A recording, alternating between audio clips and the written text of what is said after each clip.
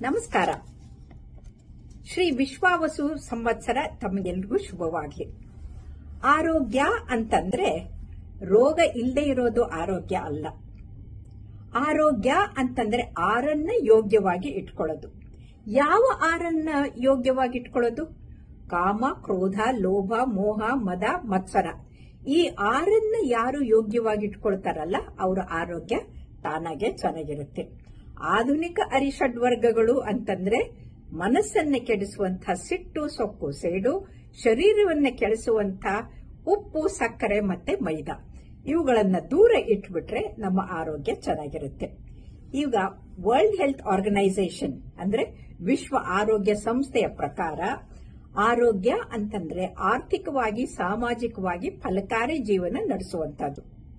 ಆರ್ಥಿಕವಾಗಿ ಚೆನ್ನಾಗಿರ್ಬೇಕಂದ್ರೆ ಚೆನ್ನಾಗಿ ಓದ್ಬೇಕು, ಒಳ್ಳೆ ಸಂಪಾದನೆ ಇರಬೇಕು, ಒಳ್ಳೆ ಕೆಲಸ ಇರಬೇಕು.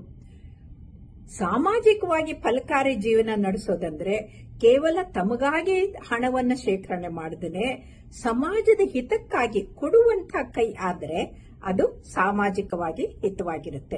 ಹಾಗಾಗಿ ಯಾರು ಬುದ್ಧಿವಂತರಾದವರು ಟೆರರಿಸ್ಟು ಆರೋಗ್ಯವಂತರಲ್ಲ.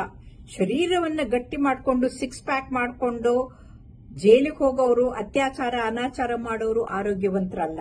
ಆದರೆ ಈ ಹೊಸ ಯುಗಾದಿಯಂದು ನಾವು ಯುಗವನ್ನ ಪ್ರಾರಂಭ ಮಾಡಿದಾಗ ನೆನಪಿಟ್ಕೊಳ್ಳಿ, ನಾವು ಒಳ್ಳೆ ಕೆಲಸವನ್ನ ಮಾಡೋಣ, ಉತ್ತಮ ಸತ್ಯಶುದ್ಧ ಕಾಯಕವನ್ನ ಮಾಡೋಣ, ಮತ್ತೆ ಸಮಾಜಕ್ಕೆ ದಾಸೋಹಿಗಾಳೆ ಕೊಡುವಂತಹದ್ದು ಮಾಡೋಣ. ಆವಾಗ ನಮ್ಮ ಆರೋಗ್ಯ ತುಂಬಾ ಚೆನ್ನಾಗಿರುತ್ತೆ. ಸಿದ್ಧಗಂಗಾ ಸ್ವಾಮಿಗಳ ಹಾಗೆ 111 ವರ್ಷ ಫಲಕಾರಿ ಜೀವನ ನಡೆಸಬೇಕು ಅಂತಂದ್ರೆ ಅನ್ನ, ಅಕ್ಷರ, ಆಹಾರ ಎಲ್ಲ ದಾಸೋಹನ್ನ ಆಸರೆಯನ್ನ ಕೊಟ್ಟಾಗ ನಾವು ಉತ್ತಮ ವ್ಯಕ್ತಿಗಳಾಗ್ತೀವಿ. ನಮ್ಮ ಆರೋಗ್ಯ ಚೆನ್ನಾಗಾಗತ್ತೆ. ಹೊಸ ವರ್ಷದ ಯುಗಾದಿಯ ಶುಭಾಶಯಗಳು.